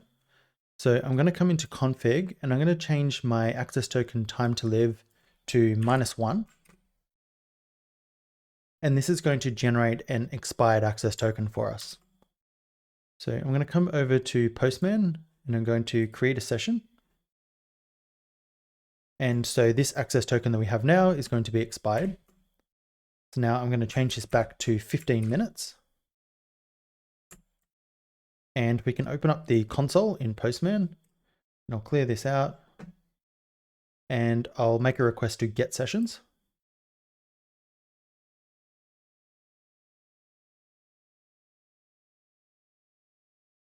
So we have a problem here and it's forbidden. So this means that our access token is not getting regenerated. And the issue is that we're creating the refresh token with the access token time to live. We need to create this with the refresh token time to live. So let's come over to defaults, copy this, and we'll paste in the refresh token time to live. Let's change this back to -1 so we can generate another expired access token and a non-expired refresh token this time. So I'm going to create session. Come back, I'm going to change this to 15 minutes. And let's try get our sessions again. So we're still getting forbidden. And the reason for that is because in our reissue access token, when we look for the session, we're trying to find it by the ID. When we actually look at this token, we can see the decoded has a session ID. So we need to say decoded session. And we can change this here as well. So let's go back and try this again. And you can see that our request is successful.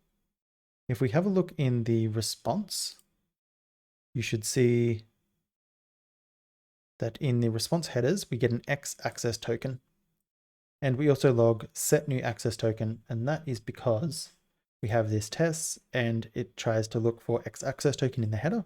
And it's going to set a new access token for us if that is present in the header. Let's move on to creating a product.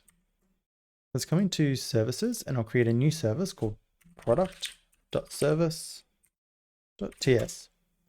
And I'm going to come into models and I'm going to make a new model called product.model.ts. In our product model, I'm just going to copy session. I'm going to paste it into product model. I'm going to remove these things here. We can also remove those imports from session as well. So I'm going to import from NanoID and I'm going to import custom alphabet. I'm going to say const NanoID equals custom alphabet. And this is going to allow us to create a custom alphabet for our NanoID. So the alphabet that I want to use is all the characters from A down to Z, which is this is not all of them. P, Q, R, S, E, U, V, W, X, Y, and Z. And we also want numbers 0 to 9.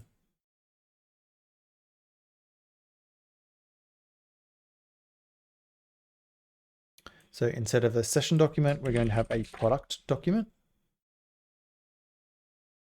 So this needs a 10. So this ID is going to be 10 characters long. A product is going to have a title. There's going to be a string. It's also going to have a user, and this is the user that created the product. So we're going to have a description, going to be a string. We're going to have a price, going to be a number. We have an image, going to be a string. And then we're going to have created at, going to be a date, and updated at is also a date. Change this to product schema. And product is going to have a product ID. And you don't have to do this if you don't want. You can use Mongoose's generated ID if you like. So MongoDB's generated ID. This is going to be a type string.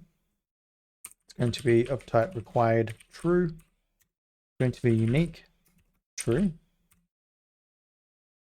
And then we're going to default this to a function. And the function is going to return a string.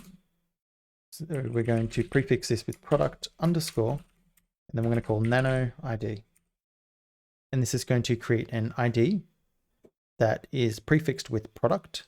And then we're going to call nano ID, and that's going to add an ID that's generated from our custom alphabet. Then we're going to have title, going to be of type string. And it's going to be required.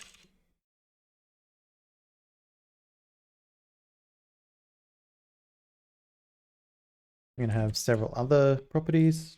We're going to have a description.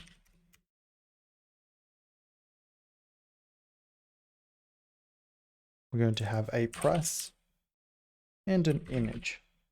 And the price is going to be a number. To export this as product model and as product document.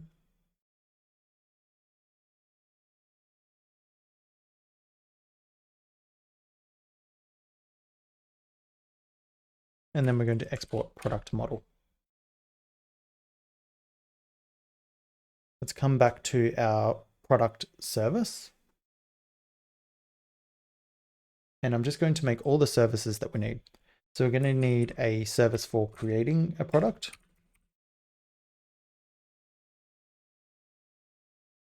We're going to need a service for finding a product. We're going to need a service for find and update a product. And we're going to need a service for deleting a product. So this is going to be product model.create. And it's going to take some input. And let's return this. Now input is going to be document definition. And this is going to take our product document. And we also need to emit created at and updated at. So let's emit. And we'll add created at and updated at. Find product is going to take a query. And this is going to be of type filter query. And we're going to pass in our product document. And it's going to take some options. These are going to be query options. And we're just going to default this to lean true. And let's return product model dot find one query. Projection is going to be an empty object, and then options. Find an updated product is going to take a query. It's going to take an update property, and it's going to take options. So this is going to be of type query options. Update is going to be of type update query. And this is going to take our product document. And then query is going to be this filter query. We're going to return product dot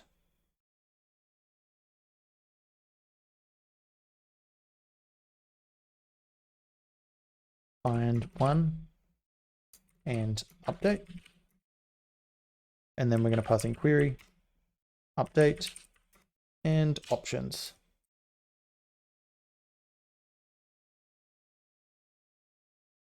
Finally, delete is just going to take a query, and this is going to be of type filter query. Then we're going to return product model dot delete one, and we'll pass in the query. And product here should be product model. And this all looks pretty good. Let's move on to creating our controllers.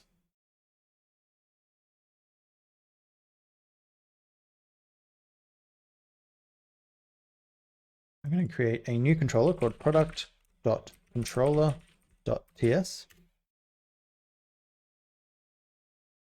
I'm going to export async function create product handler. It's going to take our request and our response, and we can import these from Express. And this is probably the last time we need to do this, which is nice.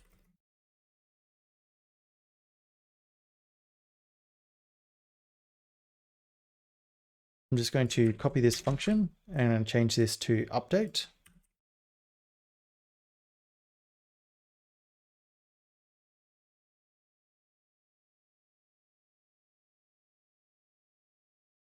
And I'm going to create one for get. And I'm going to create one for delete.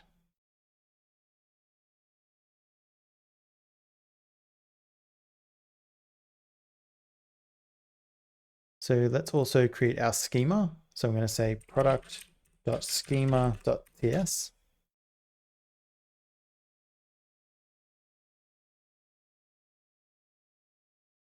So if we have a look at the handlers we have create and update, and these two are going to take pretty much the same input. And then we have get and delete, and then these two are going to take pretty much the same input. So these are going to have the body of a product, and these are just going to have some params with a product ID.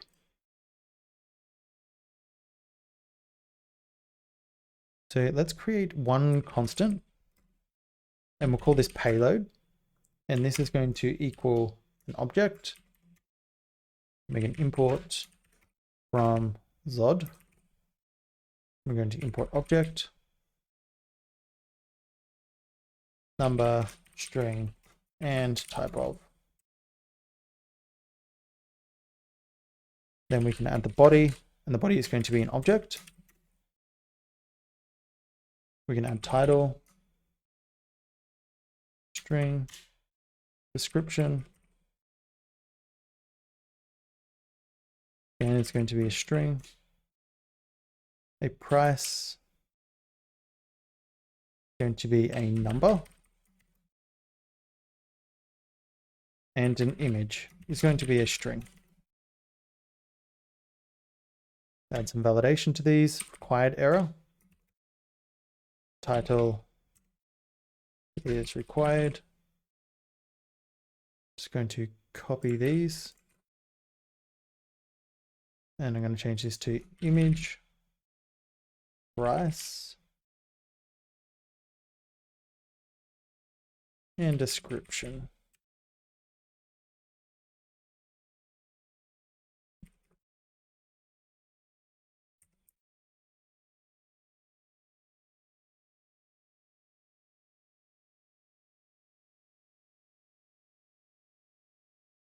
So we want our description to have a minimum length of 120 characters.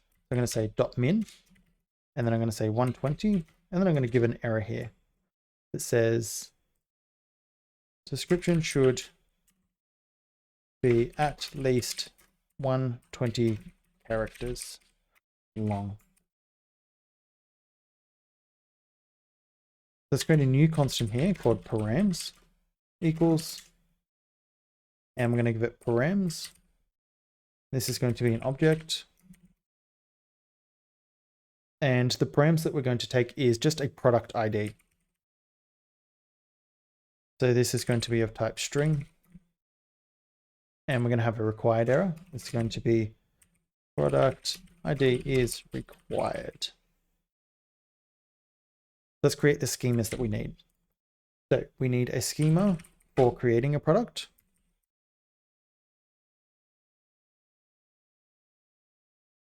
And this is going to be an object. And then we can spread our payload.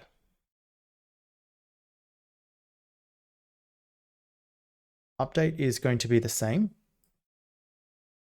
But on update, we also want our params. So let's spread our params. For delete, we just want our params. So we can remove payload from here. And then get, we just want params as well.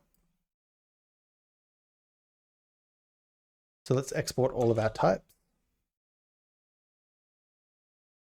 So I'm going to say export type put equals type of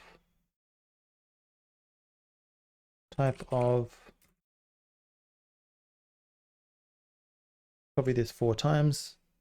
So we're going to have one for create, update, read, and delete.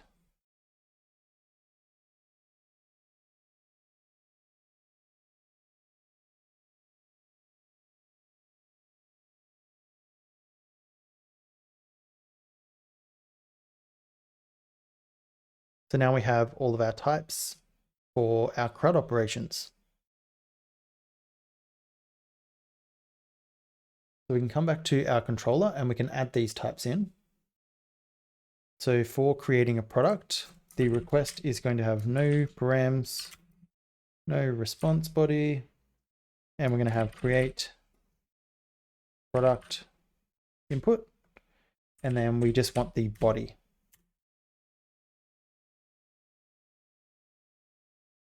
For updating a product, we do have params. We're going to have update product input, and then we're going to fetch the params.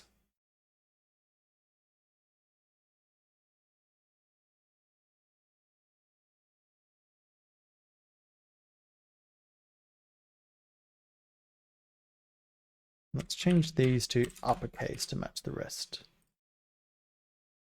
And I'll fix this create here. And I'll import update.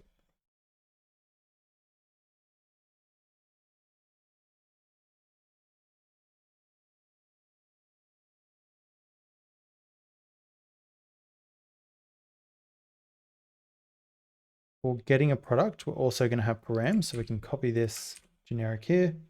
And for deleting, it's going to be the same.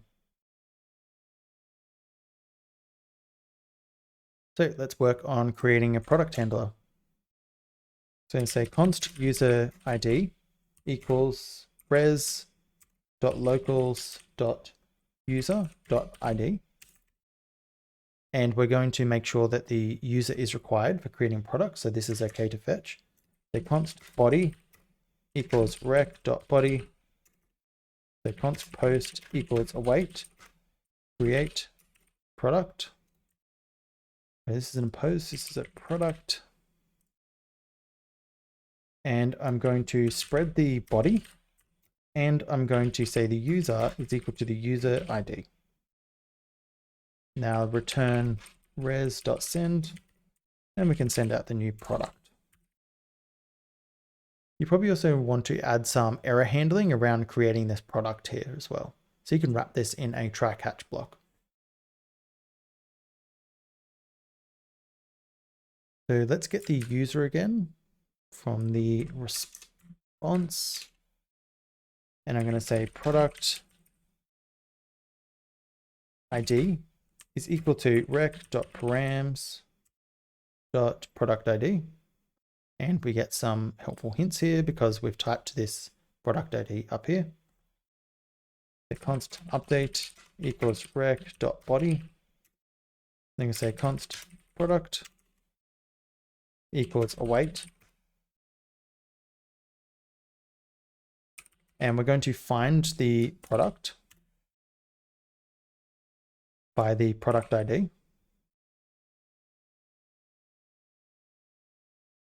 then we're going to say if not product, then we're going to return res.send status 404. Then we're going to say if product.user is not equal to user ID, we're going to return res.send status 403. So the user that created the product is not the user that's trying to update it. So we're going to return a 403. And finally, we're going to update the product. Await, find, and update product. We're going to update by the product ID. We're going to pass in the update. And we're going to pass in some options. So we want new to be true to return the new product. Then we're going to return res.send updated product.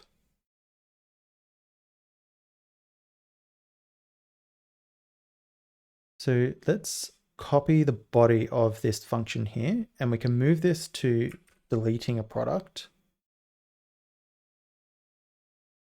And we're going to call await delete product.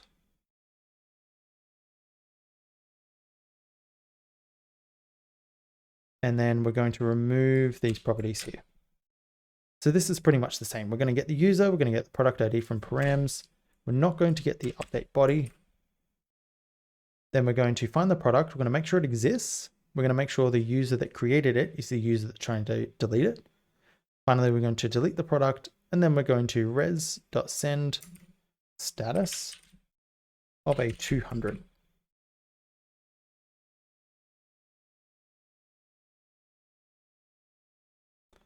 Move on to our get product handler. I've done update in the get handler. So I need to move this to the update handler.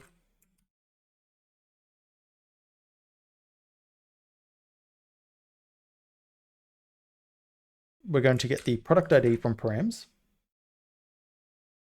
We're going to try find the product.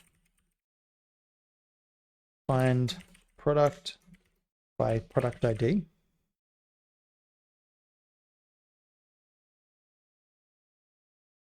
And we're going to say if the product doesn't exist, we'll return this 404 status. Otherwise, we're going to res.send product. And I'm going to return this. So let's hook these controllers up to our router.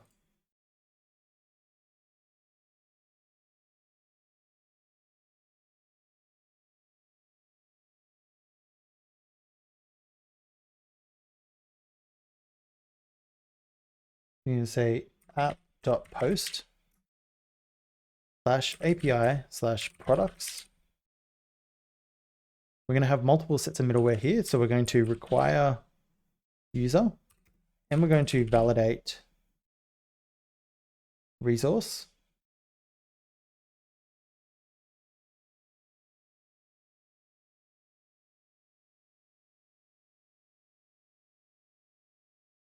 And validate resource is going to take a create product schema. Then we're going to use the create product handler.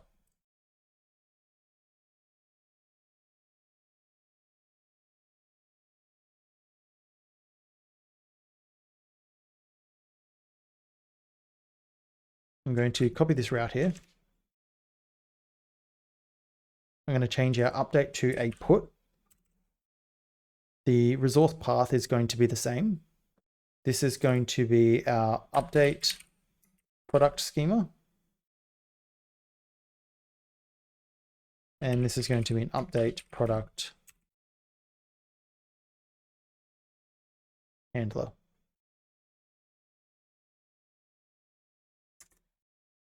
To get a product, we're going to have a GET request. We're not going to validate the user, so we only need one bit of middleware here, but we are going to validate the input. So it's going to be read product. It's going to be get product schema. And this is going to be our get product handler. And then delete is going to be similar, but we do want to validate the user. Let's add this array of middleware back. And this is going to be delete product schema.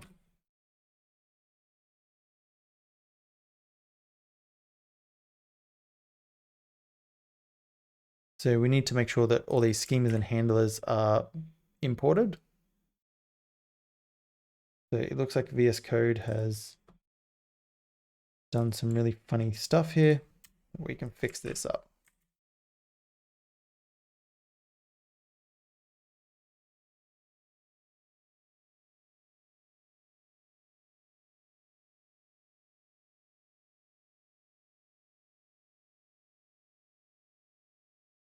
So once you've fixed all the imports, the server should start successfully and we can go test all of our endpoints.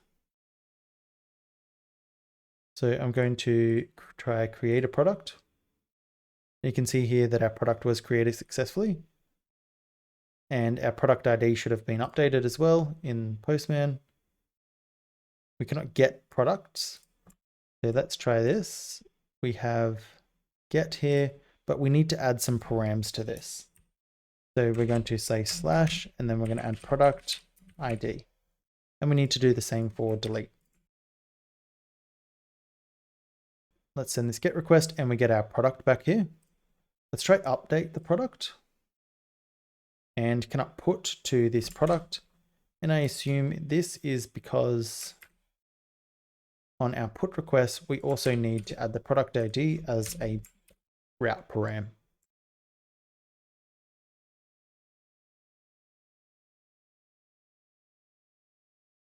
So let's try update our product.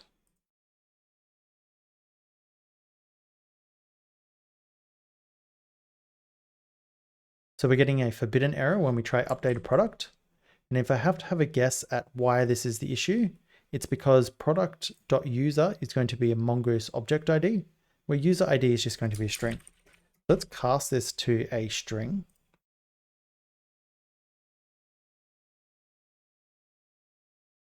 And let's also do the same where we check that the user is the actual user that created it in delete. So we're using a triple equals here. And so the types need to be the same as well. And we can update a product now. Finally, let's delete a product. And we get an error when we try delete. So let's have a look at our delete route. And we're missing a slash here.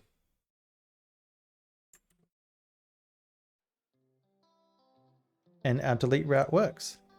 So this is our Express API complete.